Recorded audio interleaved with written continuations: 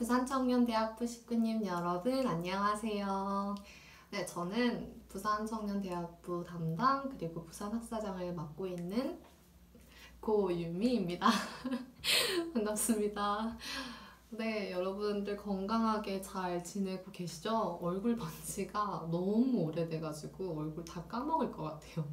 부디 제발 아프지 말고 건강히 잘 계시기를 바랍니다. 우리 건강하게 다시 만나요.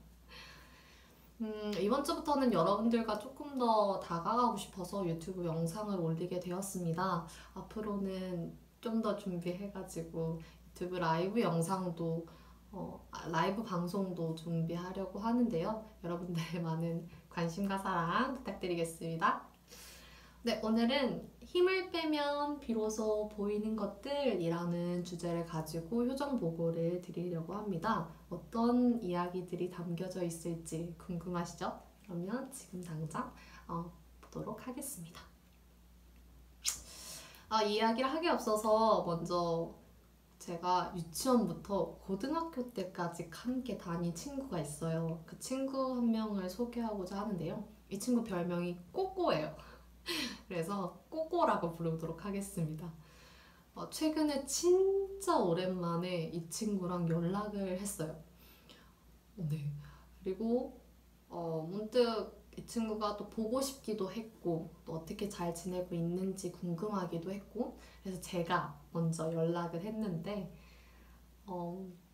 바로 답장이 오더라고요. 너무 놀랐어요. 한 3초도 안 돼서. 네, 그래서 이 친구랑 또 재밌게 대화를 이어갔는데요. 제가 꼬꼬야 안녕? 이렇게 이야기를 했더니 고 목사님 이러는 거예요. 이 친구가 제 종교를 알고 있고 또 제가 목회를 한다고 하니까 바로 명칭을 호칭을 고 목사님이라고 부르더라고요. 좀 당황스럽긴 했지만 여튼 고 목사라고 부르는 이 친구랑 대화를 나눈 것들을 같이 공유해 드리고자 합니다. 요새 잘 지내냐고 물어봤고 요새 진로를 탐색하고 있다라고 이야기를 해주더라고요. 사실 이 친구는 초등학교 되게 어릴 때부터 그림 그리는 걸 좋아했어요. 그래가지고 미대로 진학을 했고 미대를 졸업하고 이제 예술가로서의 길을 걷기 시작합니다. 사실 그녀의 꿈은 네, 꼬꼬 이렇게 별명에서도 보시고 되게 유쾌하지 않습니까? 네, 보시다시피 게임 캐릭터 디자이너가 되는 게 꿈이었어요. 그래서 뭐 이 친구가 게임을 좋아했고 또 만화 캐릭터를 되게 많이 좋아했기 때문에 그러한 덕후여서 덕후꼬꼬랑 참 잘 어울리는 직업이다라고 생각을 했었어요. 근데 또 그러한 예술의 길이, 특히 미술의 길이 참 생존하기가 쉽지가 않거든요. 문도 참 좁고 어려운데 그 길을 갔지만 지금은 취미로만 그림을 그리고 있다고 하더라고요. 그리고 또 생계를 위해서 다른 아르바이트, 꽃집에서 이제 아르바이트를 한다고 합니다. 스스로가 이제 여기저기 직업을 이렇게 옮겨 다니면서 진로 탐색을 하고 있다고 얘기했고 또 이 친구도 이제 자꾸 경력 단절이 되다 보니까 또 정규직도 한 번도 안 해본 상황이었어가지고 많은 걱정이 된다고 하더라고요. 그래도 코로나 때문에 사람들이 좀 덜 붐벼서 좀 다행이다 라고 쉬고 있어서 너무 편하다라고 이야기를 했는데 그 사실을 들으면서 조금 웃기기도 하면서 좀 슬프기도 한 그런 시간이었습니다. 그래서 이 친구가 되게 마지막은 재밌게 끝났는데 사실 떨고 있대요. 그래서 많이 밖에 있나 아니면 뭔가 좀 어려운 상황이 있나 라고 했더니 곧 다가올 가정의 날 다시 이제 코로나가 풀리면 이 꽃을 납품을 해야 되는데 이게 너무 힘들 것 같다고 5월이 오는 게 두렵다고 이야기를 하면서 기쁘게 마무리를 지었습니다. 지금 저희들은 생각보다 혼란스럽고 어려운 시대에 살고 있는 것 같습니다. 또 새로운 시대이기에 희망을 가지고 또 새해 계획을 세웠더니 해외는 무슨 내 집 밖에 나가는 것 자체가 되게 어려운 상황이 오게 되었고 또 지금 한창이 어떤 그 벚꽃마저 지고만 이런 슬픈 안타까운 상황이 되었습니다. 또 특히 이번 주에 되게 핫한 주제가 바로 그 총선이었죠. 만 18세 유권자가 새롭게 생겼고 또 준영동형 비례대표제라고 해가지고 선거제가 개편이 되었어요. 이거는 정말 센세이션한 거거든요.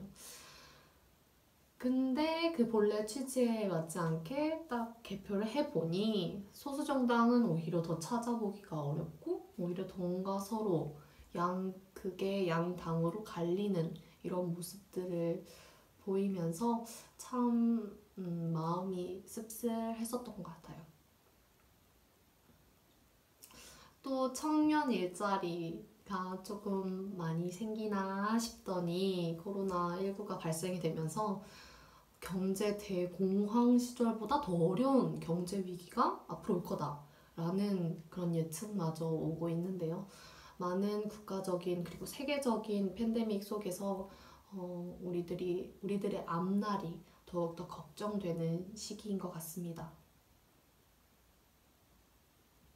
그러다 보니 청년들은 좀 뭘 해야 될까?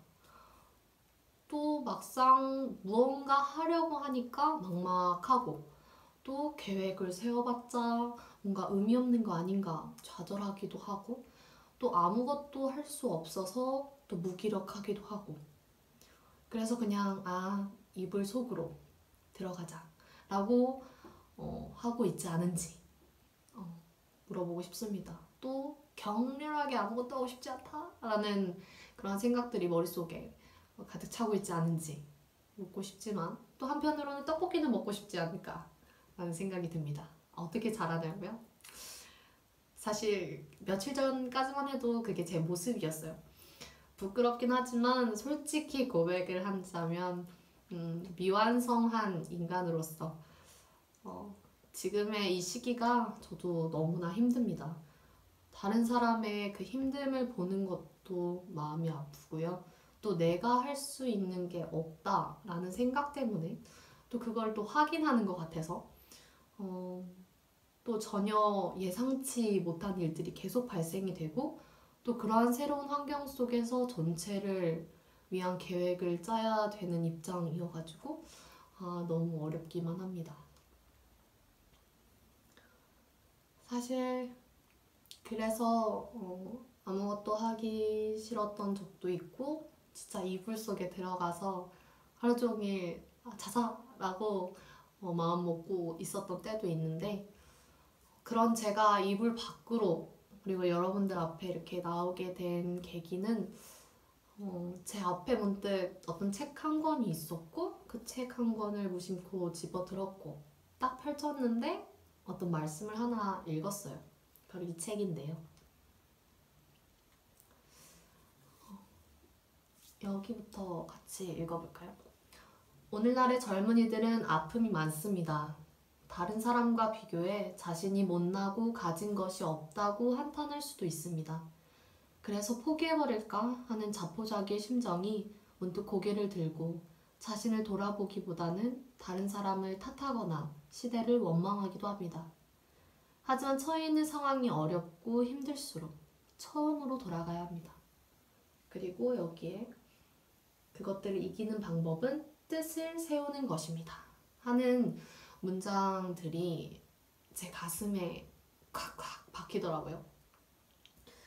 평화의 어머니 253쪽에 나오는 말씀들이었는데 어떻게 보면 제 자신을 평가하는 그런 말로 들리기도 했지만 또 한편으로는 뭔가 다른 사람들의 눈과 그 평가 지쳐버린 제 자신을 살펴보지 못한 것에 대해서 반성하는 말로 들리기도 했습니다. 이 사회도 내 마음도 되게 태풍처럼 혼란스럽고 흔들리고 있는데, 그렇지 않기 위해서는 어떻게 해야 될까를 이걸 읽고 곰곰이 생각해 보게 된 것 같아요. 그러다가 문득 태풍의 눈이 떠오르더라고요.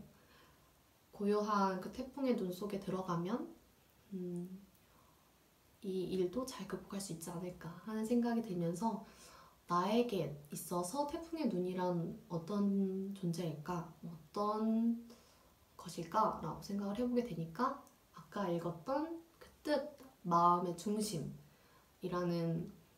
단어가 와닿더라고요. 그러한 내 마음에 집중하면서 더 한 발 한 발 나가게 되면 나도 이 혼란 속에서 잘 극복하고 나갈 수 있지 않을까라는 생각이 들었습니다. 저희가 그 마음의 중심이 없다면 아까 이야기한 것처럼 내 주변 상황에 항상 휩쓸리게 되고, 또 힘들 때일수록 그 중심을 잡지 못하면 쓰러져 버리기도 하고 날아가 버리기도 하고 하게 되잖아요. 그래서 저희들도 이러한 시기를 더 극복하기 위해서 내 마음의 중심은 어디에 있는가를 찾아보는 것도 중요한 것 같고, 그 중심을 바로 세우는 게 가장 필요한 거 아닐까 하는 생각이 들었습니다. 어쩌면 저희가 지금 겪고 있는 이 모든 게 내가 궁극적으로 바라는 게 무엇이고, 또 나는 현재 어떠한 상황인지를 찾아가고 있는, 그리고 끊임없이 그것을 물어보는 그 과정이 아닐까 생각이 들었습니다. 그 과정을 통해서 내 중심을 찾아가는 게 지금 저희가 해야 할 일, 그리고 지금 우리가 겪고 이겨나가야 할 그 단계가 아닐까 하는 생각이 듭니다. 그리고 그 답을 찾아가기 위해서는 이렇게 명상이나 혹은 심정일지 혹은 일기를 쓰는 그런 방법들이 좋은 방법들이 될 수가 있을 것 같아요. 그리고 그 답을 찾아가기 위해서 눈을 감고 나에게 집중하면서 내 마음속에 들려오는 그러한 말에 집중을 하고, 또 그게 잘 안 된다 하면 진짜 조용한 곳에 가셔서 하고 심호흡을 몇 번 하시면서 스스로가 차분해지는 그런 환경들을 한번 만들어 보시고, 그 속에서 힘을 조금 빼시고 나의 초심 혹은 나의 마음 혹은 신앙을 가지고 계시면 자신의 안에 있는 하나님, 하늘 부모님, 그리고 그 중심한 뜻을 생각해 보면 좋을 것 같습니다. 그렇게 한 발 한 발 그 중심을 찾아 나가는 노력을 하게 될 때 저희가 그러한 어려움들 속을 더 잘 극복할 수 있을 것 같습니다. 특히 마음이 힘드신 분들에게는 이 방법이 조금이나마 도움이 되지 않을까 생각이 듭니다. 그리고 그 다음으로 가장 중요한 거는 뭘까요? 그 마음의 중심을 찾았다면, 혹은 그 찾는 과정에서 잘 모르겠다, 이건가 저건가 하는 생각이 든다면 한번 확인을 해봐야겠죠. 두 번째 단계는 마음 중심 잡기 단계인데요. 바로 그 중심으로 가는 방법 중 하나만 선택해서 일주일간 실천을 해보는 거예요. 실천해봤는데 모른다면 그거는 바로 이렇게 버리셔도 됩니다. 과감히 다른 방법을 도전하시면 돼요. 다만 여기서 가장 중요한 건 그 방법 하나 선택하셨을 때 그거를 일주일간 계속적으로 유지를 해야 된다는 거.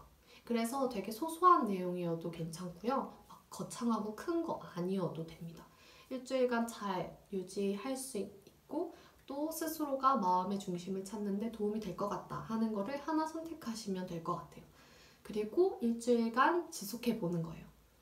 그래서 그 일주일이 지나서 그거를 만약에 못 찾았다 하더라도 내가 약속한 그 일주일을 지킨 거잖아요. 그래서 그 일주일을 성공의 경험으로 스스로가 획득할 수 있고, 만약에 마음의 중심을 그 방법 덕분에 찾았다라고 하면 그 방법을 그 다음 단계 좀 더 심오하게 깊게 심화 과정으로 들어갈 수 있는 다른 방법들을 더욱더 적용해 보는 것도 좋을 것 같습니다.